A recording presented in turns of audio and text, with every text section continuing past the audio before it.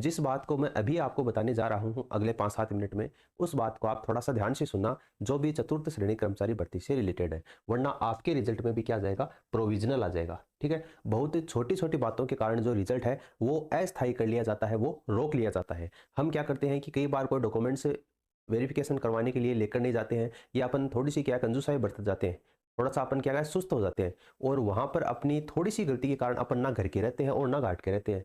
ठीक है, और वैसी कंडीशन है वो अपनी हो जाती है। मैं आपको पिछली एक भर्ती का उठाकर लाया हूँ, यहाँ पर कुछ अभ्यर्थियों का जो रिजल्ट है वो प्रोविजनल किया गया है।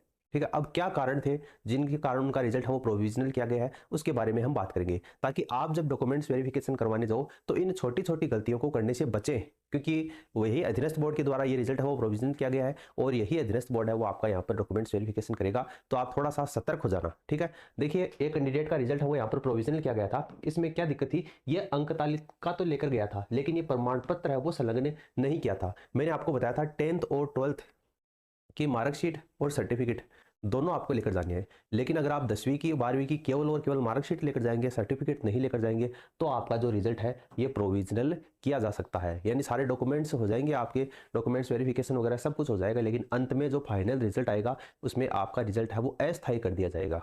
ठीक है, तो फिर आपको बहुत ज़्यादा दुख होगा उस चीज़ का कि काश अपन उस दिन वो ले जाते, है ना। तो ये छोटी छोटी गलतियां आप करने से बचिए। 10वीं की मार्कशीट है तो 10वीं का सर्टिफिकेट उसके अब तो साथ में आने लग गया, 2013-14 से पहले अलग अलग आता था। तो जो भी कैंडिडेट 2013-14 से पहले के हैं वो ध्यान से सुन लेना, अपनी 10वीं की मार्कशीट और जो सर्टिफिकेट है वो दोनों आपको लेकर जानी है। 12वीं की जो मार्कशीट है सर्टिफिकेट है दोनों आपको लेकर जानी है। बहुत से अभ्यर्थी ये भी पूछ रहे थे कि सर हमने केवल 10वीं का ही लगाया है और स्क्रूटनी फॉर्म में भरते समय हमने ग्रेजुएशन तक का डाटा लगा दिया, तो हमें 10वीं तक का लेकर जाना है या ग्रेजुएशन तक का लेकर जाना है। अरे जितने भी आपके पास में डॉक्यूमेंट्स हैं आप सारे लेकर चले जाओ ना, कहाँ दिक्कत है। आपने ग्रेजुएशन तक का लगाया है ना स्क्रूटनी फॉर्म में, तो ग्रेजुएशन तक का तो कन्फर्म लेकर जाना है, भले एप्लीकेशन फॉर्म में आपने 10वीं तक ही का क्यों न लगाए हो। तो जितने भी आपके पास में ओरिजिनल डॉक्यूमेंट्स हैं वो आपको कन्फर्म लेकर जाने हैं। मार्कशीट के साथ साथ में सर्टिफिकेट की भी उतनी ही वैल्यू है। तो ये आप यहाँ पर देख सकते हैं, अगर आप केवल अंक तालिका लेकर जाओगे, प्रमाण पत्र नहीं लेकर जाओगे, तो आपका रिजल्ट है वो प्रोविजनल कर दिया जाएगा। इसके अलावा एक कैंडिडेट और है, इसका ओबीसी का जो प्रमाण पत्र है वो 2022 का जारी है, बाद का नहीं है। इसने शपथ पत्र भी लगा दिया, लेकिन उसके बावजूद इसका रिजल्ट है वो प्रोविजनल कर दिया गया। काफी अभ्यर्थियों के लगातार कमेंट आ रहे थे, हमारा जो प्रमाण पत्र है ओबीसी का जाति प्रमाण पत्र है वो पुराना है, हमने शपथ पत्र लगा दिया, काम चल जाएगा का। नहीं चलेगा। क्यों काम नहीं चलेगा? क्योंकि बाद का नहीं है। अगर एग्जाम हो गई, एप्लीकेशन फॉर्म भी भर गए, आपका डॉक्यूमेंट्स वेरिफिकेशन है, तो अब बनवा कर लेकर चले जाना, लेकिन आपको लेकर जरूर जाना है नया, भले ही वो 12 महीने पहले का ना बना हुआ हो एप्लीकेशन फॉर्म की लास्ट डेट से, नया बनवा लेना, लेकिन बनाकर लेकर जाना है। तो पुराना भी लेकर जाना है, नया भी लेकर जाना है, और आपको शपथ पत्र भी लगाना है। इस बच्चे ने ये पहला तो लेकर गया था, शपथ पत्र भी लगाया था, लेकिन ये बाद का नहीं लेकर गया, और इसका रिजल्ट है वो अस्थायी कर दिया गया, प्रोविजनल में डाल दिया गया। तो देख लेना आप। उसके बाद में मूल निवास प्रमाण पत्र है, ये 5 दिसंबर 2025 का बना हुआ है, आवेदन के समय का नहीं है। तो अंतिम संस्था का चरित्र प्रमाण पत्र है वो भी संलग्न नहीं है। तो ठीक है, ये अंतिम संस्था का जो चरित्र प्रमाण पत्र है ना, इसको आप हल्के में मत लेना। बहुत से अभ्यर्थी ऐसे हैं जो इस बात को यूं ही हवा में, मैं कह रहा हूं ना कि छोटी छोटी गलतियां ना यही आपको आगे चलकर परेशान करती हैं। अंतिम संस्था के चरित्र प्रमाण पत्र को हल्के में नहीं लेना है। आपको अंतिम संस्था का चरित्र प्रमाण पत्र होना ही चाहिए। उसके अलावा 2 राजपत्रित अधिकारी के द्वारा चरित्र प्रमाण पत्र है वो आपके होने चाहिए, यानी कि टोटल 3 चरित्र प्रमाण पत्र है वो आपके पास में होने चाहिए, तभी आपका जो डॉक्यूमेंट्स वेरिफिकेशन की प्रक्रिया है वो सही तरीके से आगे बढ़ पाएगी, वरना आपका भी यही हाल होने वाला है। तो थोड़ा सा आप ध्यान रखना इस चीज का। इसके अलावा जो भी पहले से किसी सेवा में व्यक्ति है, पूर्व विभाग की एनओसी संलग्न नहीं की गई, जिसके कारण इनका जो रिजल्ट है वो प्रोविजनल कर दिया गया है। इसके अलावा अंतिम संस्था का चरित्र प्रमाण पत्र है वो इसमें नहीं है, तो फिर से प्रोविजनल कर दिया गया। और ओबीसी का प्रमाण पत्र वो 2017 का बना हुआ है, बाद का नहीं है, बाद का नहीं है। शपथ पत्र तो संलग्न है, लेकिन फिर भी इसका रिजल्ट है वो प्रोविजनल कर दिया गया, यानी 2017 का है, यानी कि 2025 में इसको देखिए 9 साल हो गए, तो 9 साल पहले का है। शपथ पत्र इसने लगा दिया, लेकिन बाद का यानी नया नहीं बनवाया, इसलिए भी इसका रिजल्ट है वो प्रोविजनल में डाल दिया गया। तो थोड़ा सा आप सतर्क हो जाइए। यहाँ पर देखिए ओबीसी का प्रमाण पत्र नवीन और अंतराल का शपथ पत्र, वर्तमान में सेवारत विभाग की एनओसी परीक्षा व दिनांक ओबीसी अंतिम दिनांक प्राप्त नहीं हुई है, इसकी एनओसी प्राप्त नहीं हुई, इसलिए भी इसका रिजल्ट है प्रोविजनल में डाल दिया गया। ओबीसी प्रमाण पत्र 7 साल पुराना है और स्नातक की डिग्री उपलब्ध नहीं है। स्नातक की 3 साल की मार्कशीट होनी चाहिए, इसके साथ में आपके पास में डिग्री होनी चाहिए, तभी आपका जो डॉक्यूमेंट्स वेरिफिकेशन है वो सही तरीके से हो पाएगा। अब बहुत से अभ्यर्थियों का कल मैं देख रहा था कमेंट सेक्शन में, जब मैं खाली बैठा होता हूँ तो आपके कमेंट सेक्शन में जरूर पढ़ता हूँ, इसलिए आप कोई भी समस्या हो उसको कमेंट कर दिया करो, ठीक है, ताकि वो उसका समाधान अगर आपको कमेंट में नहीं मिलेगा तो यहाँ पर आपको वीडियो में मेरे को जैसे ही दिमाग में आएगा तो वो मैं आपको बता दूंगा। कल मैं कमेंट देख रहा था तो बहुत से अभ्यर्थियों का एक कमेंट सामने आ रहा था कि सर हमारे पास में डिग्री नहीं है, लेकिन हमने डिग्री के लिए अप्लाई कर दिया है, अभी तक डिग्री है वो आई नहीं है और डॉक्यूमेंट्स वेरिफिकेशन की डेट है वो आ चुकी है।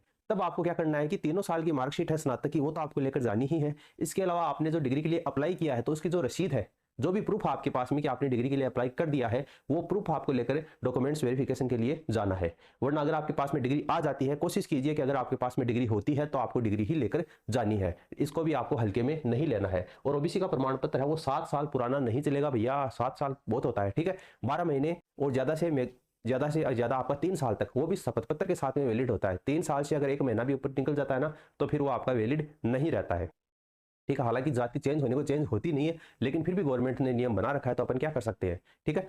तो यहाँ पर देखिए 7 साल पुराना है तो आपको शपथ पत्र तो लगाना ही है, उसके अलावा आपको नया भी बना कर लेकर जाना है, तभी आपका रिजल्ट है वो मेन लिस्ट में आएगा। और आपको स्नातक की डिग्री है वो भी आपको लेकर जानी है। इसके अलावा कार्यरत विभाग की एनओसी प्राप्त, ये पहले से सेवा में था व्यक्ति, इसको एनओसी प्राप्त रही थी इसलिए इसका रिजल्ट प्रोविजनल में डाल दिया गया। इसके अलावा संविधान में निष्ठा संबंधी और आपराधिक प्रकरण में संबंधी सामान्य घोषणा पत्र उपलब्ध नहीं होने के कारण, देख लो आप, है ना, छोटी छोटी गलतियां करते हैं अपन। ये जो संविधान संबंधी निष्ठा संबंधी प्रमाण पत्र ये अपन स्क्रूटनी फॉर्म में भी नहीं चढ़ाते हैं। बहुत से बच्चों का एक ये भी शिकायत थी सर हमारा स्क्रूटनी फॉर्म में चढ़ाते समय वो रह गया था, ध्यान में नहीं आया, या ई मित्र वाले की गलती से रह गया। तो अगर स्क्रूटनी फॉर्म में आपने अपलोड नहीं किया है तो भी आपको डॉक्यूमेंट्स वेरिफिकेशन करवाते समय तो जरूर लेकर जाना है। अगर ये नहीं लेकर जाओगे तो आपका रिजल्ट है वो यहाँ पर प्रोविजनल कर दिया जाएगा। तो संविधान में निष्ठा संबंधी आपराधिक प्रकरण में संबंधी सामान्य घोषणा पत्र है वो आपको जरूर लेकर जाना है, वरना आपका रिजल्ट है वो प्रोविजनल कर दिया जाएगा। इसके अलावा एक बच्चे का और प्रोविजनल किया गया था, इसमें देखिए स्नातक की डिग्री नहीं होने के कारण प्रोविजनल कर दिया गया। मूल्यवान प्रमाण पत्र की अंतिम तिथि के बाद, यानी आवेदन की अंतिम तिथि के बाद का होने के कारण यह प्रोविजनल कर दिया गया। और इसने शपथ पत्र है वो नहीं लगाया, ठीक है, यानी मूल्यवान पहले तो बहुत पुराना था, नहीं था पता नहीं, लेकिन इसने अब बनाया है, आवेदन की अंतिम तिथि के बाद का मूल्यवास बनाया है, लेकिन इसने शपथ पत्र नहीं लगाया।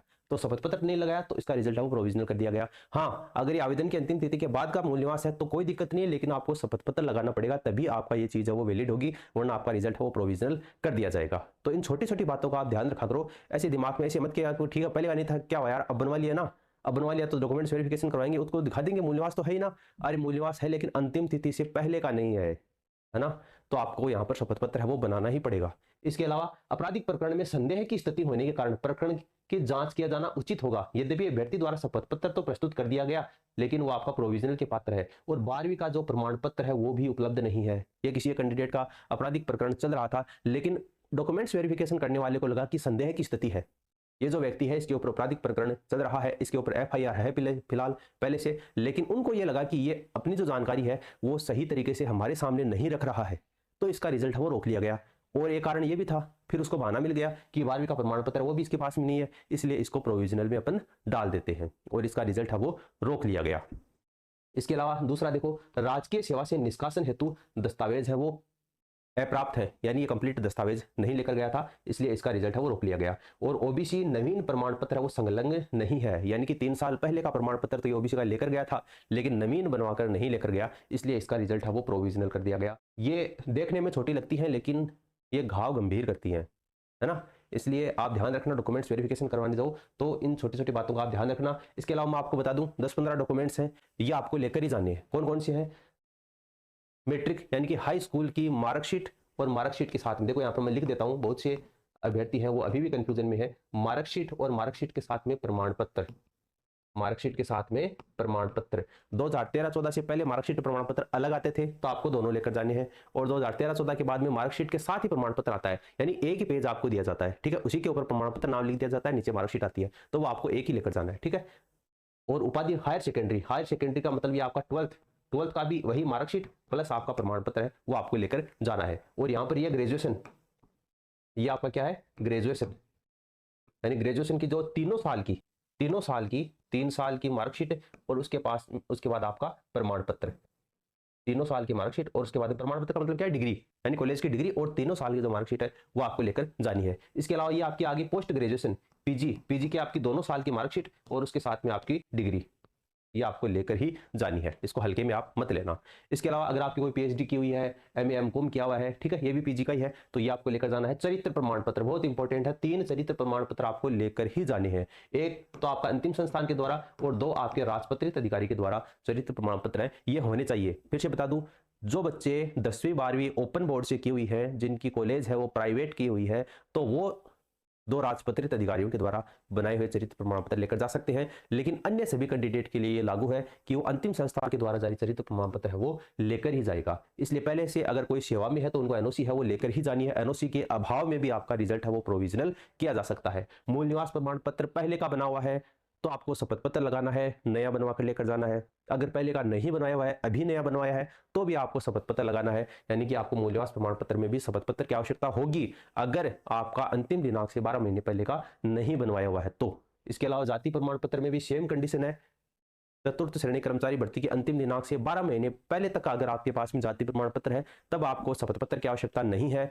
अदर किसी भी कंडीशन में, किसी भी कंडीशन का मतलब 12 महीने से पहले अगर आपका 2 साल 3 साल 5 साल 10 साल कितना भी पुराना हो, शपथ पत्र तो लगाना ही है। इसके साथ में नया भी बनवा कर लेकर जाना है। अगर नया नहीं बनवा कर लेकर जाओगे, शपथ पत्र लगा दोगे तो आपका रिजल्ट है वो प्रोविजनल कर दिया जाएगा। अगर आप शपथ पत्र लगा दोगे लेकिन नया नहीं बनवाओगे, दोनों ही कंडीशन में आपका जो रिजल्ट है वो प्रोविजनल कर दिया जाएगा। इसके अलावा मेरी सर्टिफिकेट, विवाह प्रमाण पत्र, जो भी बच्चे, कल कमेंट देख रहा था मैं, बहुत से अभ्यर्थियों का एक कमेंट था कि हमने जब आवेदन किया उस समय हमारी शादी नहीं हुई थी, लेकिन उसके बाद में हमारी शादी हो गई, तो कोई दिक्कत नहीं है, आपने स्क्रूटनी फॉर्म भरते समय तो मेरिट किया ही है ना। और अब जब डॉक्यूमेंट्स वेरिफिकेशन करवाने जाओ तब आपको एक शपथ पत्र लगा देना है और उसमें लिख देना कि हमने जब एप्लीकेशन फॉर्म भरा था उस समय हमारी शादी नहीं हुई थी और अब हमारी शादी है वो फलानी तारीख को हो चुकी है और हम आपके सामने है वो मेरी सर्टिफिकेट है वो लेकर उपस्थित हुए हैं। तो मेरी सर्टिफिकेट लेकर चले जाना और शपथ पत्र लेकर चले जाना, यहाँ पर आपको कोई दिक्कत नहीं होगी। लेकिन प्रमाण पत्र है विवाह का, मेरी सर्टिफिकेट वो आपको दिखाना ही पड़ेगा। और अगर आपके बच्चे भी हो चुके हैं तो आपका उनका भी जन्म प्रमाण पत्र है वो यहाँ पर दिखाना पड़ेगा। इसके अलावा अटेस्टेशन फॉर्म की दोनों प्रति आपको लेकर जानी है, जो ऑनलाइन भरा है वो भी लेकर जाना है और जो ऑफलाइन भरा है वो भी आपको लेकर जाना है। और अगर एप्लीकेशन फॉर्म भरते समय आपने 2.5 लाख रुपए से कम आय यानी कि उसकी छूट ली थी तो आपको आय प्रमाण पत्र है वो लेकर जाना है। कल एक बच्चे का कमेंट आया था कि सर 2.5 लाख वाला ऑप्शन हमारे पास तो आया ही नहीं था। अरे कैसे नहीं आया था, आपको याद नहीं है? 1.5 साल हो गए फॉर्म भरे हुए, है ना। जब आपने वहां पर फॉर्म भरा था ना एप्लीकेशन फॉर्म, उसमें स्टार्टिंग में ये आया था कि आपकी आय जो है वो 2.5 लाख रुपए से कम है क्या, उसमें यस और नो 2 ऑप्शन थे। अगर यस आपने किया था तो आय प्रमाण पत्र आपको बनवाना पड़ेगा, अगर नो किया था तब आपको ये कोई दिक्कत नहीं है। इसके अलावा डिप्लोमा धारक का प्रमाण पत्र, जैसे किसी व्यक्ति ने अगर वहाँ पर आईटीआई का डिप्लोमा है वो गलती से अपलोड कर दिया था तो वहाँ पर आपको डिप्लोमा का सर्टिफिकेट है वो आपको यहाँ पर लेकर ही जाना पड़ेगा। इसके अलावा जो भी स्पोर्ट्स कैटेगरी से संबंधित है व्यक्ति, उनको स्पोर्ट्स वाला जो सर्टिफिकेट है वो लेकर जाना है और हस्तलिखित वाला जो नमूना है वो आपको लेकर जाना ही है। शपथ पत्र है वो भी आपको लेकर जाना है और जाति शपथ पत्र जो भी ईडब्ल्यूएस ओबीसी एमबीसी कैटेगरी से संबंधित है, ठीक है, तो उनको ये जाति शपथ पत्र मैं आपको पहले बता चुका हूँ, ये लेकर जाना है। बच्चों का घोषणा पत्र है ये भी आपको लेकर जाना है। धूम्रपान वाला, दहेज वाला, ये आपको लेकर जाना है। इसके अलावा राजपत्रित अधिकारी के द्वारा 2 अलग अलग चरित्र प्रमाण पत्र लेकर जाने हैं। यहाँ पर स्टार लगा हुआ है, यहाँ पर ध्यान से देखो आप, अंतिम संस्थान के द्वारा जारी प्रमाण पत्र पर भी यहाँ पर स्टार लगा हुआ है। स्टार का मतलब ये अनिवार्य है, कंपलसरी है, आपको लेकर ही जाना पड़ेगा। इसलिए ये अंतिम संस्थान वाले को आप इतने हल्के में नहीं ले सकते, ठीक है। और ये दहेज वाला है ना, ये आपको सबको लेकर जाना है, जो भी अविवाहित है और जो विवाहित है सबको है। अब अविवाहित वालों को क्यों लेकर जाना है कि हमने दहेज कहाँ लिया है? अरे भविष्य के लिए, जब आपकी शादी होगी ना तब आप दहेज नहीं लोगे, ये पहले ही आपको लिख कर देना है, इसलिए अविवाहित वालों को ये लेकर जाना है। इसके अलावा तो वही है, जैसे किसी अगर डॉक्यूमेंट्स में आपकी कमी पाई जाती है तब आपको ये शपथ पत्र लगाना है। अगर ये सारे डॉक्यूमेंट्स में आपकी कौन कौन से डॉक्यूमेंट्स, जैसे मान लो कि 3-4 डॉक्यूमेंट्स में आपकी कमी है तो एक शपथ पत्र बनवा लेना और उस पर क्रम से लिख देना कि फलाने फलाने डॉक्यूमेंट्स में हमारी ये कमी होगी और इसके कारण मैं आपको शपथ पत्र लेकर उपस्थित हुआ हूँ। तो शपथ पत्र से आपका काम है वो अटकते अटकते चल जाता है, ठीक है। लेकिन अगर वो नहीं है तो आपका रिजल्ट है वो प्रोविजनल में डाला जा सकता है। तो ये काफी इंपॉर्टेंट वीडियो था, काफी महत्वपूर्ण जानकारी आपके लिए लेकर आया हूं। तो इस वीडियो को अपने दोस्तों के साथ में आप शेयर जरूर करें। जो भी भाई बंधु बार बार परेशान हो रहे हैं कि हमें क्या करना है क्या नहीं करना है, उसके साथ में ये शेयर करें ताकि उनकी भी अधिकतर समस्या का जो समाधान है वो हो सके। बाकी अभी भी अगर आपका कोई सुझाव है तो आप नीचे कमेंट सेक्शन में कमेंट कर सकते हैं। मिलते हैं नेक्स्ट वीडियो में, धन्यवाद।